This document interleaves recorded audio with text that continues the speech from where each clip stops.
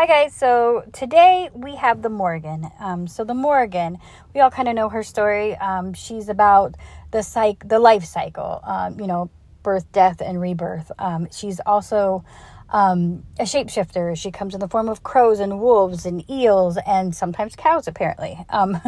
And we know the story where, the soldiers would see a crow flying by and they would think that the Morgan is marking them for death. So what would happen is sometimes that would encourage these soldiers to fight stronger, or they would give up and they ended up doing worse because they would overthink and end up thinking they were doomed anyway, right?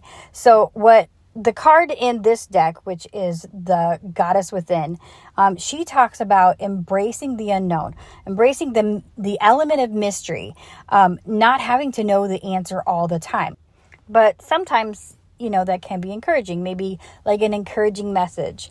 And I feel like a lot of times we do that. Like when we're in despair, a lot of times we're searching for an answer outside of us. We're searching for, we binge watch all the tarot readings, which, I'm actually doing that for you right now. But at the same time, like taking that as an encouragement, not as set in stone, right? It's like there's a lot of readers that'll tell you too. They'll say, it's not a sentence. It's not like you're destined to do this exact thing. These are things we're meant to work with. We get signs along the way to help us with that, right? And so we have our crystal angel oracle underneath of this, and that is aquamarine. And if you resonate with my message yesterday, that was in the message then too.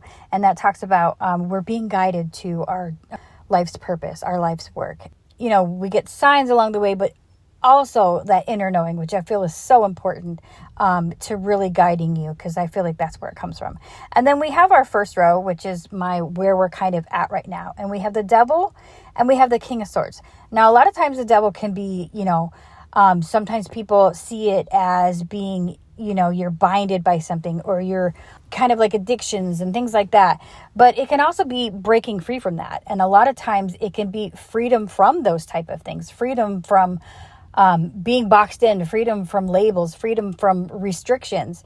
And I think that's kind of where we're at right now. I feel like this is saying, especially since it is linked here with the King of Swords, I feel like this is about, we are able to use our discernment. We're able to use our knowledge and our distinction to kind of understand how that freedom should be used.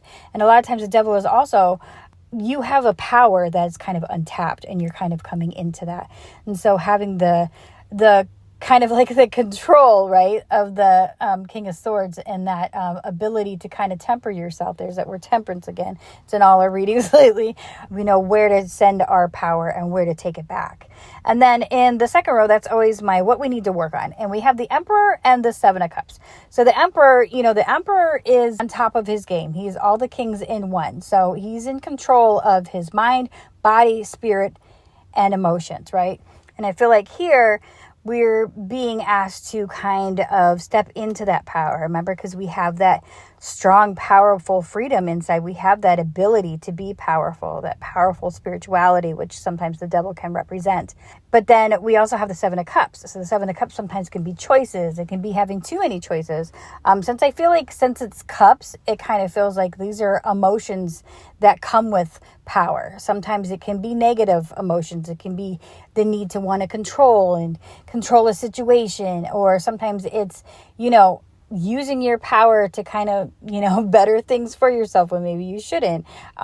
It's being able to control that with the Emperor, I feel like, is what this is kind of saying. It's saying like, being careful as to not like, let all this go to our heads. Let all this, push us into negative aspects. Also, not to kind of let your emotions and your overthinking get a hold of you. So then in the section of what we have around us, our resources, our energy that we can use to help us, and our people around us that can help us, we have the Hanged Man and we have the Two of Cups. The Hanged Man sometimes can be introspection. So we've kind of done that. I feel like, especially with the Two of Cups, we're able to kind of, set back and willingly sacrifice some things because of the connection, right? Especially when this is talking about maybe controlling that over passionate and overzealousness that can sometimes come with a lot of power. The Hangman and the Two of Cups to me feels like understanding the harmony in letting other people have and, taking a step back sometimes. There's a balance in everything, and that's been in a lot of readings too. But I honestly feel like that's where we're at. And then if it is somebody that like there's a relationship, whether that be inside you or with somebody outside of you, with your community or with your spirituality, this is understanding that we do have harmony. And sometimes harmony takes being humble and setting back a little bit. So I feel like this is also kind of bringing that out. Like we have a lot of power and we have a lot of spiritual power. Somebody does. But at the same time, we have to kind of let things go a little bit, not control the end, not have to know every little detail, but then also releasing a little bit, allowing the harmony and the emotions come in. And then we have the King of Cups and the Chariot, which to me feels like very strong leadership, somebody who is balanced and progressing, but in a very emotionally mature way. The King of Cups is very emotionally stable, and they're very powerful in that way too. And I feel like if this is a spiritual thing, this is somebody who is able to focus on not only themselves but others and not get lost in the, grandiosity of whatever you feel like is happening right now. Sometimes I feel like we get like that. Like we're like, oh, this really cool thing happened. This synchronicity happened. This great, wonderful thing happened. I must be whatever. But really we all have that ability. It's just understanding it. And the way things work is working together, right? We're all here for a reason. And if we weren't here together for a reason, then we would just be one of us, right? But anyway, so I feel like that's what this is. I feel like it's releasing the need to know every little detail, but also understanding you do need a little bit of control as well, right? Because the chariot is on a straight, controlled path, but it's also a very powerful and passionate path. There's a lot of force and energy in that, but because of the balance in it, it's a very controlled and powerful force. And I believe it's the Emperor that is in the chariot, if I'm not mistaken. And then lastly, we have our 3 Moonology oracles, which first we have emotions are running high, which maybe that's kind of like a little nudge to kind of like, work with them. Emotions are important. That's what makes all of this worth it, right? The depths of the things that we believe in, the depths of the things that we create, the relationships we have, the reason why we do things are the emotions, the ups and downs, and the feelings of that. If we didn't have those, again, going back to the Morgan story in this deck, it talks about, if you had a book about your whole entire life, if you knew exactly what was going to happen, wouldn't that be boring? Like, say you read the same story every single night. I guess some kids like to do that, but you know what I mean? It's not having that surprise and that mystery. So allowing yourself to lose control a little bit so you can have that again, right? And that's what our emotions are for. Our emotions are to kind of help guide us through intuition, but it's also to allow us to enjoy what we're doing and to enjoy this life. What's the purpose if we don't enjoy it, right? But there's so many things that and belief systems that, they want you to feel like, everything that you do is a punishment, and it's not. We're just here to grow and evolve and learn and feel and express. And I feel like that's where we're kind of here right now, have control, but also understand how much power you have and the ability to kind of, express, but express in a controlled and, more aligned way. And then we have my favorite card. I say that facetiously. Did I say that word right? I don't know. But my little brother, I say little, but he's a grown man. But when he was little, he used to say that all the time, and that word just makes me laugh. But anyway, and it is your dream needs a practical plan, right? So yeah, it's kind of telling us again, like, okay, temper those emotions a little bit. You're powerful, and sometimes power comes with powerful emotions, whether they be, love or anger or passion or even spirituality. Sometimes we can lose our heads, right?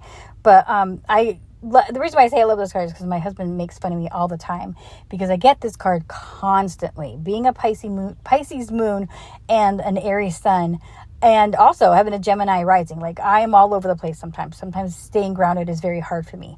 And when I get excited, I like fly off the handle and I'll go and do like everything I want to do about that whole entire subject, or learn everything or buy everything about it. And I'll get myself in a hole and then I kind of peter out.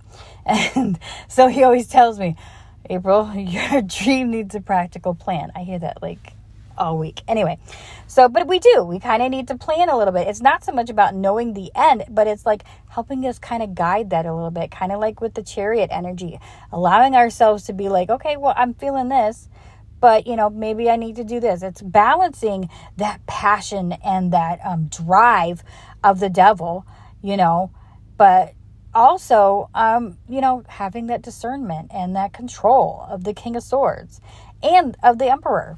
And lastly, our last card is to look at the bigger picture. Because, it's full moon in Sagittarius. Sagittarius is expansive. But that, to me, feels like not getting lost in the little details. Understanding how big this really is, but yet how small it is. I always like to say, like, my whole concept on God, creation, spirit, universe, is that it is so way more complicated than we'll ever know. But yet, it's literally super simple too. And that's all I have for you guys today. If you liked, please like and subscribe, and I will talk to you guys later.